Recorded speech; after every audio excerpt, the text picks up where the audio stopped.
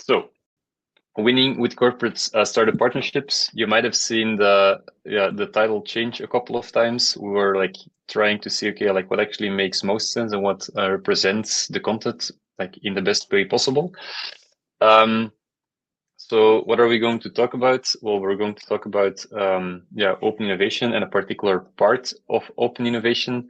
And I'll present myself. So I'm Arne, or Arnie if you want. I'm partner of BOI. And yeah, I've been working in, I would say, in many different industries when it comes to corporate startup partnerships. And Emily. Yeah, hi You the everyone. word in a second. Yeah, hi, I'm an associate director at BOI, and I'm actually leading most of our work with corporate startup collaborations, especially in very complex environments. So happy to tell some war stories from me and sharing some of the learnings we got along the way today. Yes. Before we start, it would actually be great. We have a poll here ready that will open up. When we saw all of you subscribing for the webinar, we saw a lot of open innovation titles, a lot of other type of titles as well. So it would be great if we could get an idea on how much experience you have when it comes to open innovation. So just go ahead and vote. I think it's on the poll within the chat. There's a poll tab. So yeah, I see votes coming in.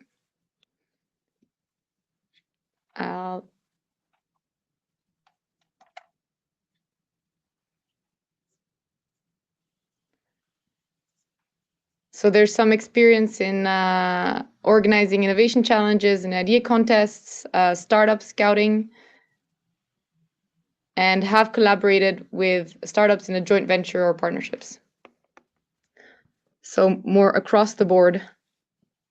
Yeah. See here. So that's nice. Maybe on like what we're going to present you about. So they're getting a lot of calls here. Like what we're going to talk to you about is very much a focus on like how I would say two corporates, big or small, work together rather than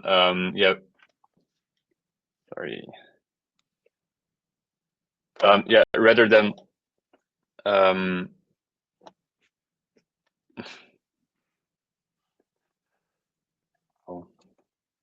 rather than focusing on, for example, in particular, like crowdsourcing of ideas, such as like Lego, for example. Sorry, Emily, can you take over for a second? Because I keep on getting calls. No worries. So what we're saying is there's many different ways in which open innovation actually happens. And as you know, these different words that you see here are different ways that open innovation happens. And I think that's important to know that the one we're talking about today is really when a corporate works with a startups or scale up or external entity in a work format, and not therefore going into hackathons, ecosystem, although that's very interesting to talk about. Just for expectation setting, that's not what we'll talk about today, as really we want to work on, as we've realized also for the years, for us, it's really impactful when we get into piloting and actually going to market with such an external entity, and therefore also what we want to talk about today. All right. Maybe Arne, if you can move ahead.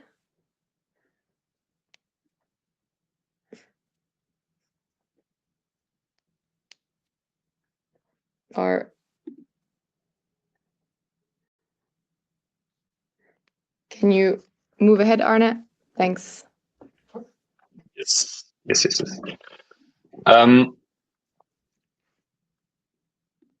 I'll take over again here. Like we need to chat.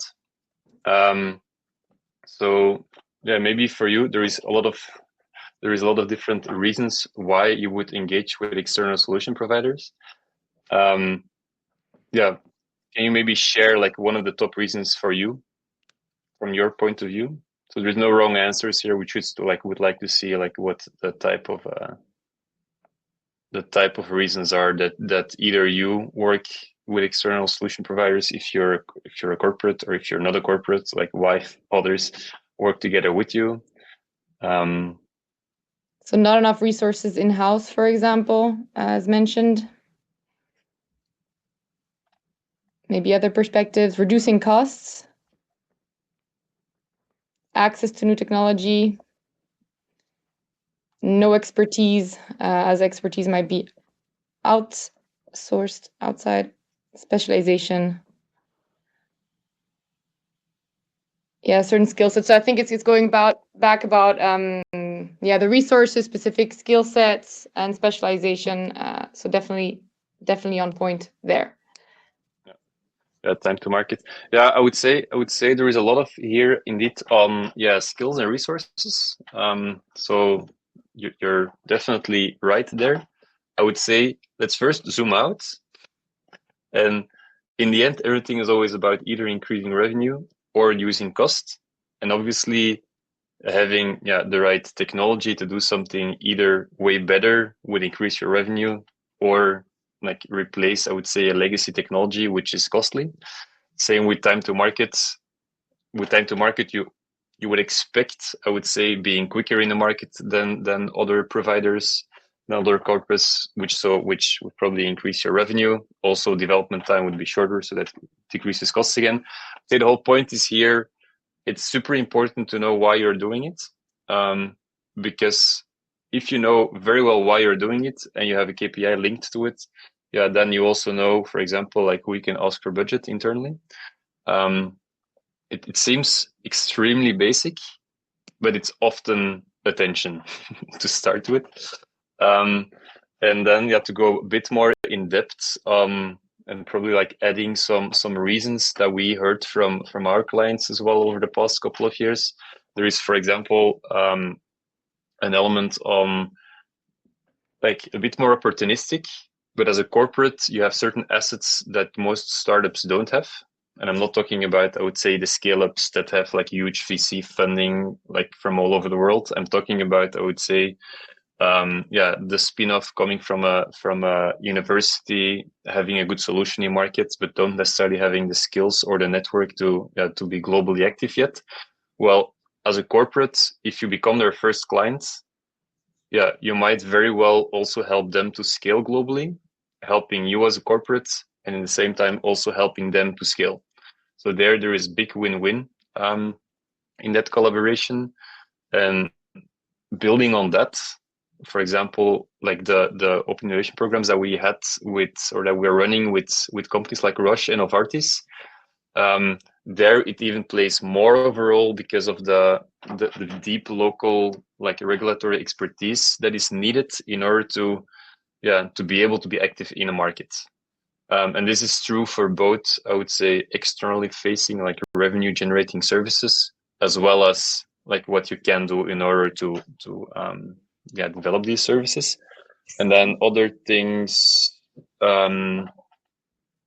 have probably been mentioned. Like it's often about resources, it's about expertise, it's about, let's say,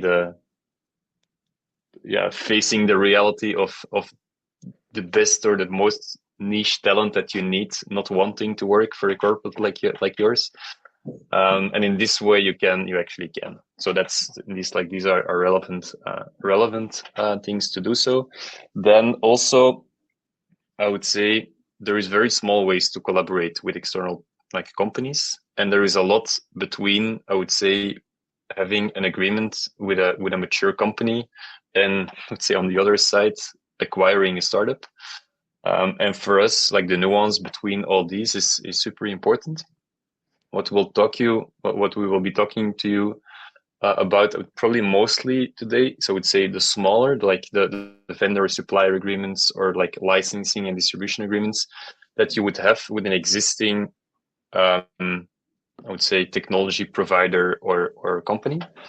And here I would say the sweet spot is those companies that are mature enough to be on markets, but in the same time, not so big yet to be super experienced with, I would say, the working with the big corporates that have like huge procurement processes, and like, I would say, the companies I would probably say no to the risk of working with such a small company yet. There is also some context on why external collaborations and open innovation is becoming more and more relevant. And as you guess, like technology is definitely related to it, and mostly the speed of acceleration when it comes to technology. So this is not only AI. This is just in general. If you look at Moore's law, there is like technology is increasing, is more networked and so forth. And same time, yeah, also obviously the last 2-3 years, and if you have been following us, like we are all in on generative AI and autonomous systems and so forth. Yeah, well, this is not only BOI. This is also really, there is so many like AI related alliances and partnerships that are being built. And that is, yeah, it's just super interesting. And if you would think that it's only the small ones, yeah, think again. Yeah, you all saw the news. This is not new for you. But for example, it's super interesting to see, for example, Apple being still the biggest company in the world. I would say like playing number 1 and 2 with Nvidia. Still saying we're not going to create our own LLM because others are better doing it. It's an interesting strategic choice. A choice that, for example, Bloomberg like burned itself on, and this is yeah, more than a year ago now, but only a year ago, where they said like, yeah, okay, we have a lot of data, great, we're going to build our own Bloomberg GPT with GPT 3.5 back in the day. Again, 18 months ago, sounds like ages ago. And then GPT-4 came out and it was better than what they spent more than 10 million on, which is painful, I would say. And then also in the same time, Notco, it's the article in the back there. I'll like look it up. For me, it's one of the most inspiring, I would say, startups of the last couple of years. So Notco is founded in 2017, so it's not too old as a company. And what they do is they, as a mission, they say like, okay, we're going to replace all animal based molecules products by plant-based ones, and we're going to do this by using AI to formulate new recipes. And they're doing this so well in the beginning with Not Milk and Not Burger, and now they're having a joint venture together with Kraft Heinz to create, like for them, like not cheese, for example, and not macaroni, and like all these kind of things. And it's a nice joint venture. And yeah, we work with Kraft Heinz and with the Nestle's of this world. We know their R&D budgets, and it's more than $1 billion often. It's interesting to see that these companies choose to work with external providers to do this rather than doing it themselves, just because it's quicker and often better as well. And by the time they get it to the level that it needs to be, then their competitors might have partnered with these startups and so forth. So let's get back to our, I would say, closer to home kind of examples, because obviously we're not Notco, we're not Kraft Heinz. You might be Kraft Heinz, but still, but like most of us are not the CEO of Apple or Kraft Heinz. So then, let's say, looking at like, when do you work together with an external entity? First of all, if you have a super relevant challenge to solve internally, but where you just can't, like, building the solution yourself is just doesn't make sense, because you need more scale in order for like the viability to kick in. So that's one big trigger. Then if you need to be faster than you can be, makes sense. Then if I would say, like, why build something yourself if there is a lot of providers that are already like offering this? Often it's cheaper to get a license. I recently even got like a European, I won't be too specific, like a European retailer.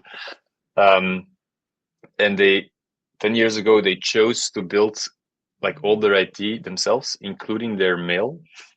And now it hurts a lot, because they're having their own internal mail system rather than Outlook or Gmail or something like that. Sometimes you just have to use the standards and like recognize what the standard will be. Same is true for LLMs right now. Yeah, and then as you all mentioned, like if you don't have the resources to do it, but you feel you should do it, and you, for example, have limited headcount, but you do have budget to do things, then just go and look externally. I feel like I'm like preaching to the choir, looking at all your roles, but still, it's good to have this on one slide. So this is when you do collaborate externally. Sometimes, and we would like to emphasize it as well, sometimes it does make sense to build things internally. And yeah, just like 2 minutes on this before I hand over to Emily and like to hear like about stories about open innovation and so forth. But there is like a bit of the opposite, but like if there is no existing solutions, is if there is either regulatory data restriction, or if you have proprietary data where others don't have certain data, and where you feel like, yeah, okay, we're not going to give this data away, because for regulatory data restrictions, for example, if there is privacy concerns and so forth, and this is big in the AI world. And yeah, and this is an end, by the way. So it needs to have like no existing solutions and something with data, and it needs to create competitive advantage for you. If it's not going to create a competitive advantage for you, yeah, then just make sure you limit the cost and you have the same as your competition. One example, because we get this question quite often linked to AI. So as many of you might know, is that we're building a lot of autonomous engines these days. Autonomous engines where you with AI creates, I would say, build processes all over again, where you have an operating model where you use experts and AI agents. That by combining it and having access to LLMs and data sources and being always on, that you have like a cheaper process and a better process and so forth. Very often it's actually better to wait than to build this yourselves, but sometimes it is. And these are the three. And just giving you one example of, let's say, in our opinion, one of the more like inspiring projects that we've done the last year. Started from like a big fashion retailer, saying like, yeah, okay, we've seen Shein in the market. There is like a lot of controversy around Shein, but there is something that they're doing very nicely and it's inspiring to us, and that is having an always on social listening engine. And I'm talking about Shein.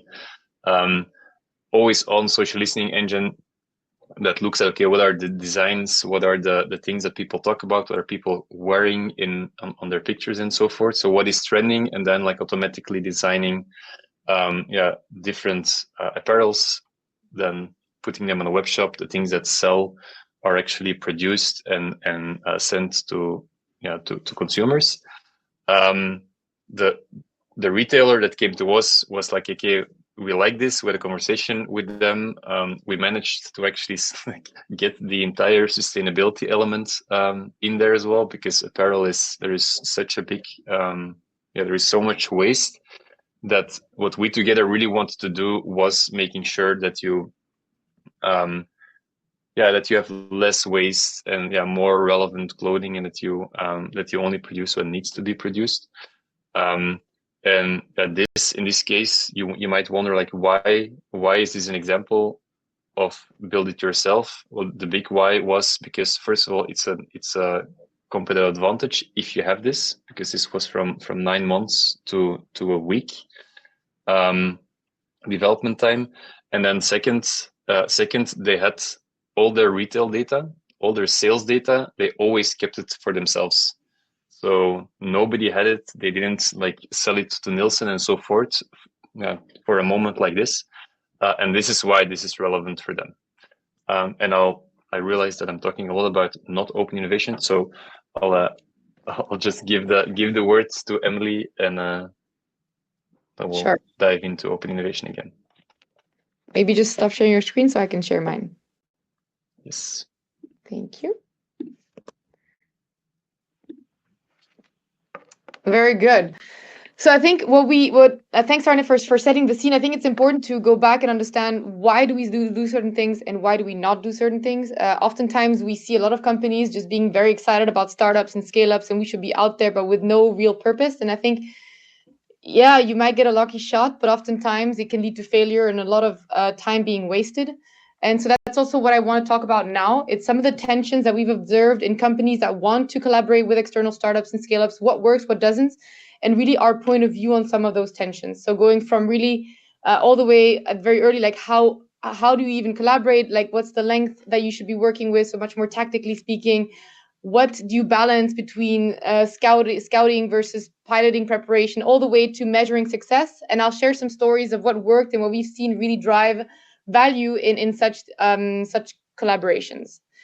Maybe going to the first one. So the first tension we've observed is saying, well, some companies, they say, okay, well, should we do like a quick pilot, maybe less tailor-made, less co-creative, but really just testing out the solution versus going for longer strategic alliances. There's nothing wrong with either, and there's definitely nothing wrong with longer strategic alliances. I think what we want to say here is that we've realized that before going into higher risk alliances, for example, it's always going to be very valuable to get a quick learning on whether or not this is a match between the corporate and the startup.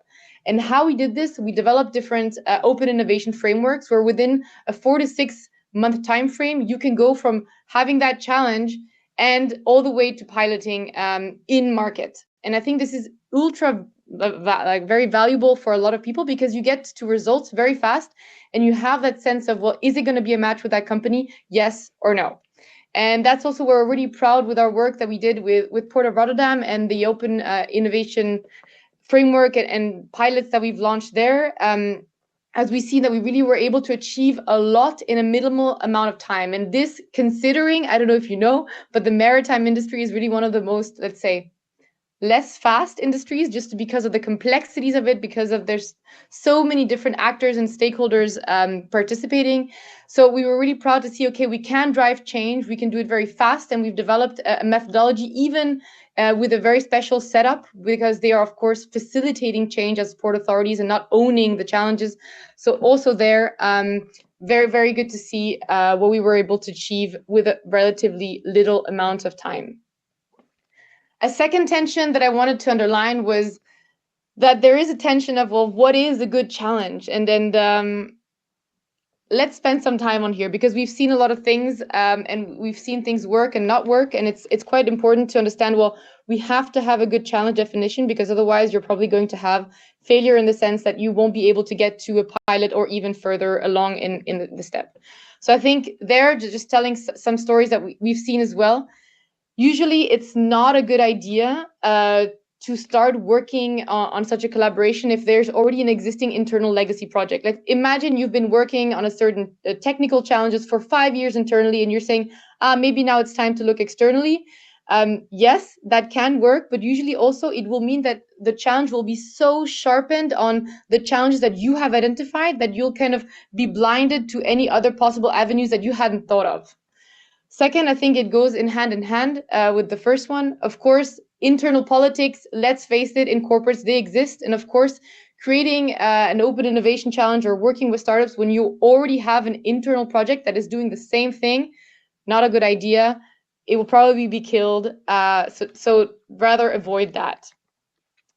And the third, and I think this is a super important one, as we've seen and we've written a lot of challenges in the past, be open to different approaches, and really that allows you to get the best out of open innovation. Because if you go in there saying, well, I want to have a startup that does this exact platform in this exact way, you might be missing out on a different approach. And I think here as well, when we were working with Port of Rotterdam, we had the challenge of document errors, and really there we were able to test two different approaches completely, either going from a centralized data depository platform or an AI-powered error detection. And I think this is really, you can solve a challenge in way different ways, and that's really important when launching open innovation challenges.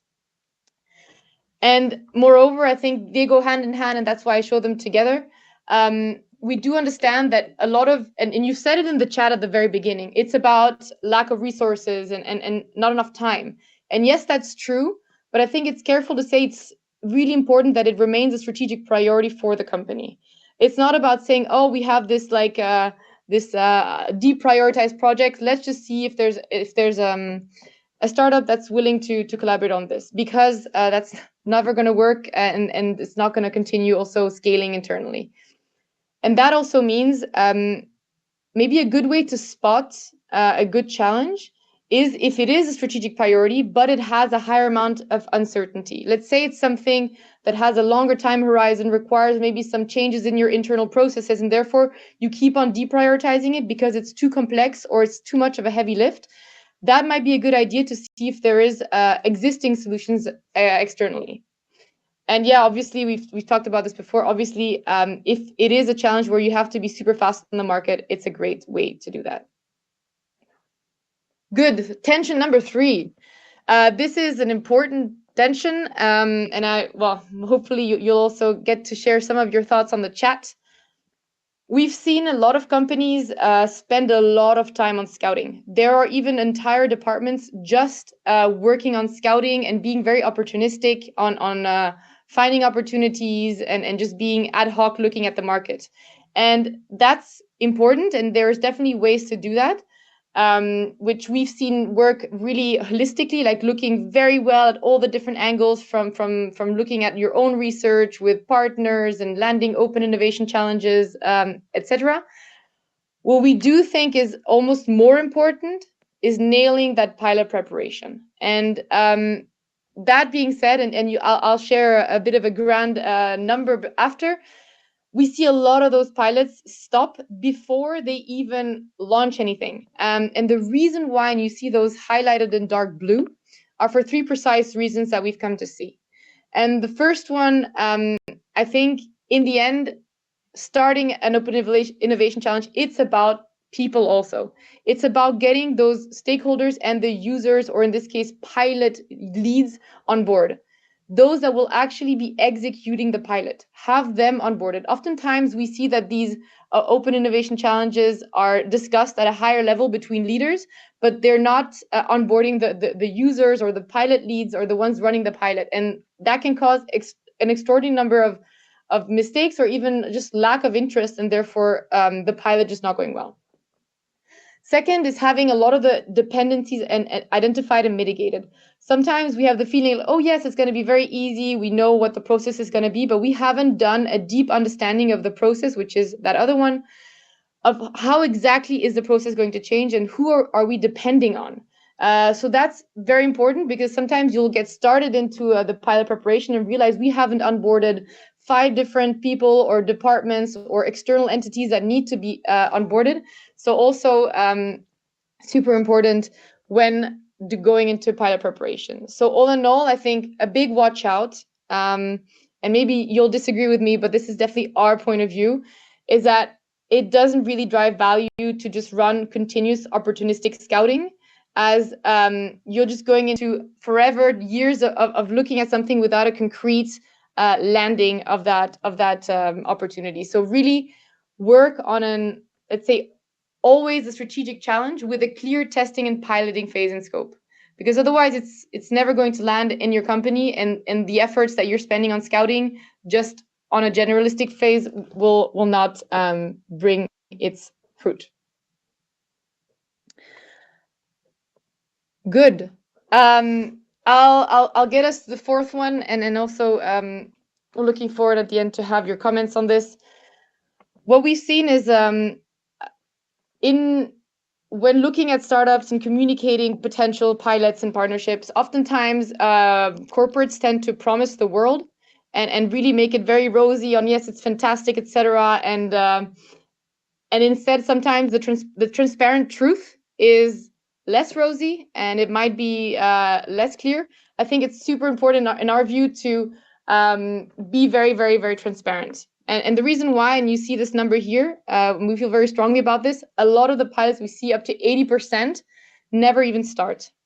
And again, because there's an unclear handover, for example, there's unclear incentives. So the incentives haven't been either communicated with that external entity for partnering.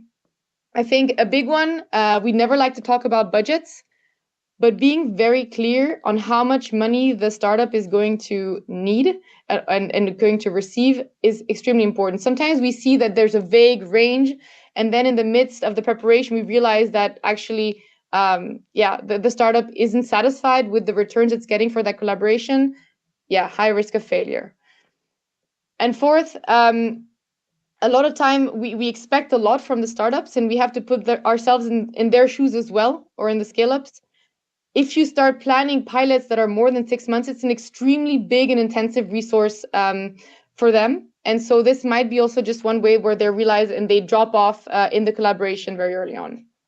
And finally, I think let's think long term. As I said it before, it's about landing the collaboration in the longer term, whether or not it's about becoming a vendor or it's about actually landing a merger or even a joint venture longer term. I think getting that scaling path extremely clear at the get-go, at scouting almost, is going to make or break what happens down the line. So maybe, I'll open up the floor on the chat. I'd be really curious to hear from you what other reasons you had for failing or failure in getting a startup or piloting, just to see if there's others other experiences there.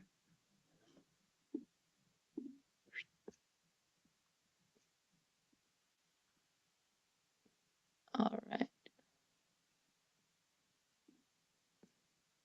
I don't know if you see any interesting messages. I right now can't. There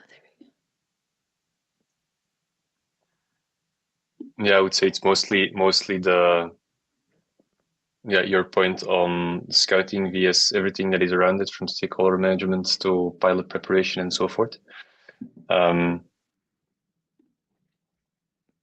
They're like agreement. Yeah, IP. And maybe I'll just stop on the IP question.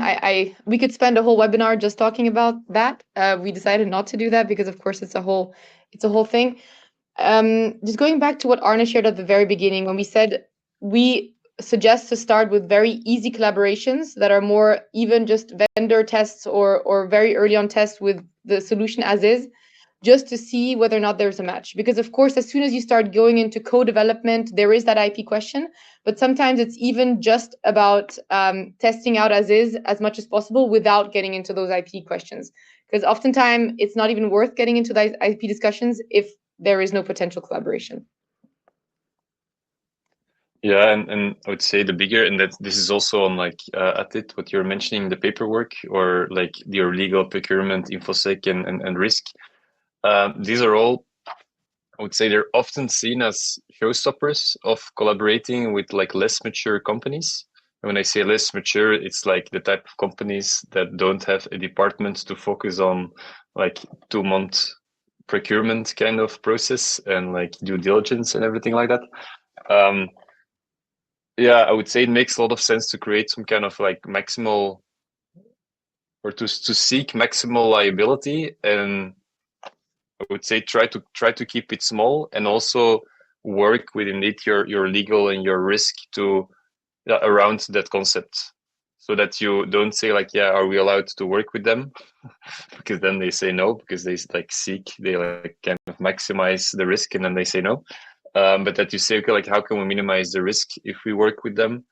And then you have them as a sparring partner, and then maybe like they help you to work in some kind of sandbox environment, which is then probably a link to the second thing.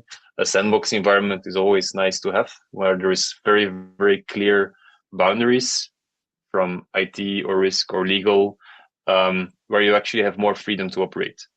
So it's a bit of a contradiction, but like clear boundaries agreed with the, and this again, like legal and risk and so forth, and procurement, which might be like maximal amount of, I'm going to be quiet, and like there's more slides, Emily. No, I'll just like to take us through the last tension, and I know we're over time. Thanks for staying. I think the last point, and it goes more towards the end of our looking back at when you collaborate with startups. Oftentimes we're trying to test a new way of doing things, or we're trying to test a new approach to certain things. And that's great. And a lot of the time we try to maximize our improvement or our vision or our objective in that collaboration. But oftentimes we forget something basic, which is comparability. What are we improving against? And so that's also what we've been really very diligently doing in some of our work, is to make sure that we are very clear KPI definitions in what exactly we want to be improving with that collaboration, or what is it that we want to test for. And that also means something very important is just to measure today. What are your metrics as today? And this on the right is an example of how we really went through the analysis of different documents so that we knew exactly what was our benchmark. And I'm saying this just because I've seen companies having a great and really successful pilot, but then not being able to get the strategic buy-in because there is no comparison as to what are we actually improving. And that really reduces also internal adoption. So that's something to keep in mind when also starting the pilots. And I think I'll close us off more with a forward-looking statement. I think, as you know, we are very much pioneers at incorporating artificial intelligence and generative AI in the way that we do our work. And that has also been the case within open innovation. And we have seen some snippets of how this can work and where we can really improve in the way that we do open innovation programs and collaborations with startups. But we see a lot of room for growth, and we'll also be really curious to hear what you've done. And on the bottom, you see from the different steps that we have, I think in open innovation, we've really been able to leverage a lot, of course, ChatGPT in the way that we define our challenges and our RFP. So that's been leveraged very easily there. And then using scouting platforms like Traction that are using artificial intelligence to scout for different solutions on the market is definitely a big help, although a lot of it will nonetheless be manual work. And finally, I think what's been very fun and interesting is to really speed up the whole evaluation step by doing automated analysis and integrations from one proposal to a one pager, for example, has been tremendously interesting. But as you see, we haven't cracked the nuts on how generative AI and AI is actually going to automate the whole open innovation or even scouting phase. So I'd like to open up a question to close us off on what else you've seen or tested that could improve piloting with startups and scale-ups, whether it is with artificial intelligence or without.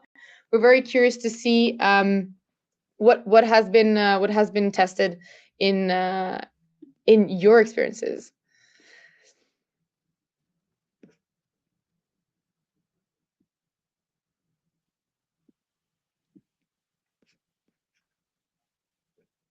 So I don't see any more comments for the moment. I guess work in progress will keep you posted on what we find on this, but it's definitely been very interesting to see how we've been able to speed up some of those piloting moments and how we're starting to use artificial intelligence where we can along the way. So unless there's any more comments, Arne, should we call it a wrap? 10 minutes late, but a wrap nonetheless.